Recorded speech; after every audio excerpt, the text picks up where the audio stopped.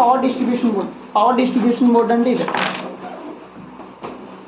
మనం దీనికి battery input చేసుకుంటాం. బ్యాటరీ ఇన్పుట్ చేసుకున్న వచ్చిన పవర్ని సర్క్యూట్ చేస్తుందన్నమాట. సో పవర్ డిస్ట్రిబ్యూషన్ బోర్డ్ అంటే ప్రతి పార్ట్కి దీని నుంచి పవర్ వెళ్తుందన్నమాట. ఎస్, మనకి ఇంట్లో వాడే స్టెబిలైజర్ ఎలాగో అలాగే పీడీబీకి ఈ పవర్ మాడ్యూల్ అలా. This is power module. ఇది పవర్ మాడ్యూల్, ఇది power distribution board. Power distribution అయిపోయింది. Power module.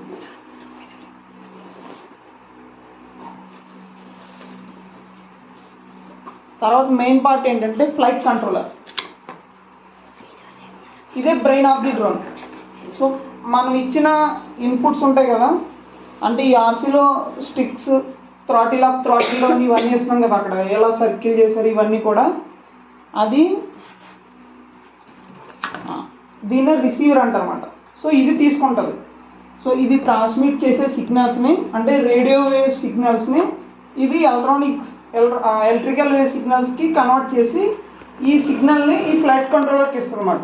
ఈ ఫ్లైట్ కంట్రోలర్ ఏం చేస్తుందంటే ఈఎస్సీలు ఉంటాయి కదా, ఈఎస్సీని పీడీబీకి ఇన్స్టాల్ చేసుకున్నప్పుడు సో ఈ సిగ్నల్ వైర్ అన్నది ఈ ఫ్లైట్ కంట్రోలర్కి వస్తుంది అన్నమాట. వచ్చిన తర్వాత దీనికి ఈ ఈఎస్సీ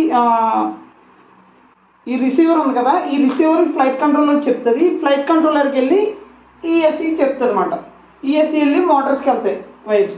సో ఈ మోటార్స్కి ఈఎస్సీ ఏంటంటే ఇప్పుడు మనం ఎంత పవర్ తీసుకోవాలి, ఈ స్పీడ్ని ఎలా కంట్రోల్ చేయాలి, ఈ మోటార్స్ 1 2 3 4 మోటార్స్ ఉంటాయి మనం వాడి క్వాడ్ కాప్టర్.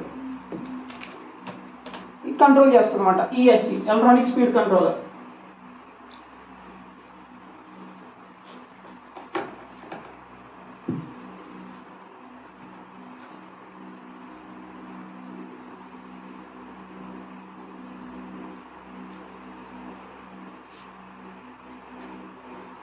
రిసీవర్,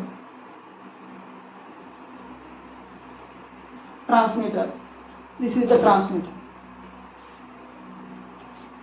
ఇది మనం ఇచ్చే ఇన్పుట్స్ని ఇది తీసుకుని, అంటే రిసీవర్ తీసుకుని, రిసీవర్ నుంచి ఫ్లైట్ కంట్రోలర్కి వెళ్ళి, ఫ్లైట్ కంట్రోలర్ నుంచి ఈఎస్సీకి వెళ్తుంది, ఎలక్ట్రానిక్ స్పీడ్ కంట్రోలర్.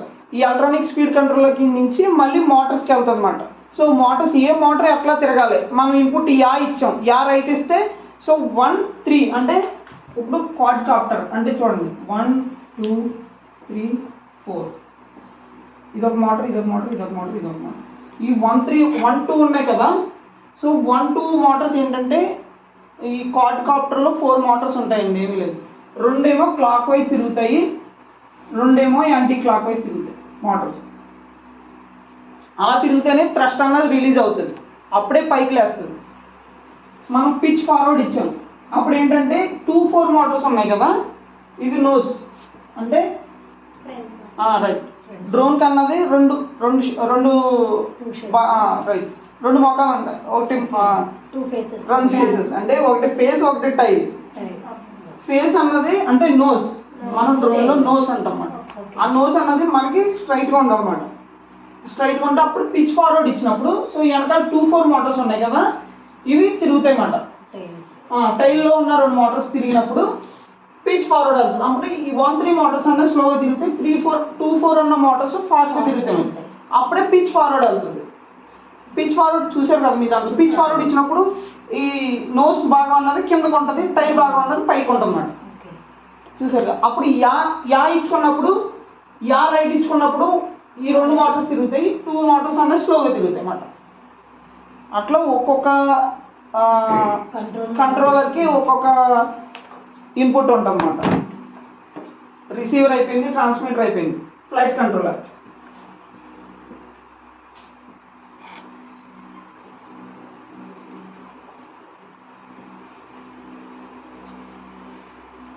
తర్వాత వీటిని ఎల్ఎన్కీస్ అంటారు. మనకి స్పానర్స్ అవి ఎలాగో ఈ డ్రోన్స్కి దీన్ని టైట్ చేసుకోవడానికి స్క్రూస్ ఇవన్నీ ఉంటాయి కదా, వాటిని ఎల్ఎన్కీస్ అంటారు.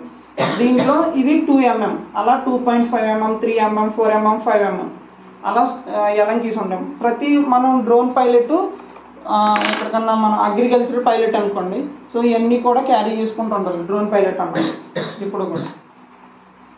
ఫస్ట్ మనం డ్రోన్ ఫ్లై చేసే ముందు చెక్ లిస్ట్ ఉంటుంది అన్నమాట.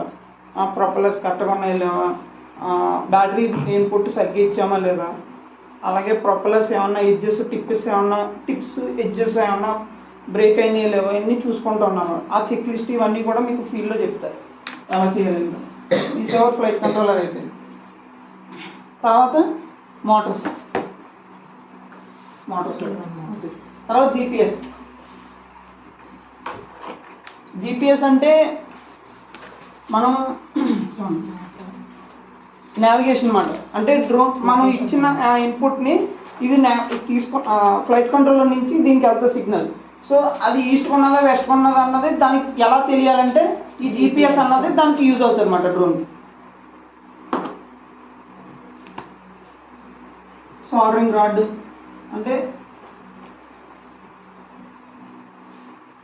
మనం ఈఎస్సీని సాల్డరింగ్ చేసుకోవడానికి సాల్డరింగ్ రాడ్ ఇవన్నీ ఉపయోగపడుతుంది. తర్వాత బ్యాటరీ, లిపో చెక్కర్, దీంట్లో బజర్ స్విచ్ అన్నీ ఉంటాయి అన్నమాట. అవన్నీ దాంట్లో ఉపయోగపడవు, కాకపోతే మనం యూజ్ చేస్తాం, ఎలా యూజ్ అవుతాయి ఏంటన్నది తెలుసుకున్నాం. ఇప్పుడు సాల్డరింగ్ తీసుకుందాం. ఫస్ట్